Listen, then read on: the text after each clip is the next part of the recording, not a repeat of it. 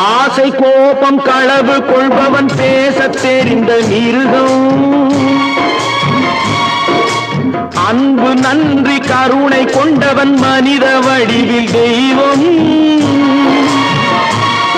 இதில் மிருகம் என்பது கள்ள மனம், உயர் தெய்வம் என்பது பிள்ளை மனம்.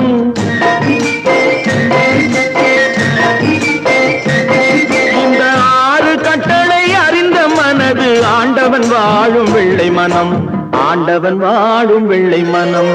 6 மனமே 6, அந்த ஆண்டவன் கட்டளை 6. தேர்ந்து மனிதன் வாழும் வகைக்கு தெய்வத்தின் கட்டளை 6, தெய்வத்தின் கட்டளை 6. 6 மனமே 6, அந்த ஆண்டவன் கட்டளை 6.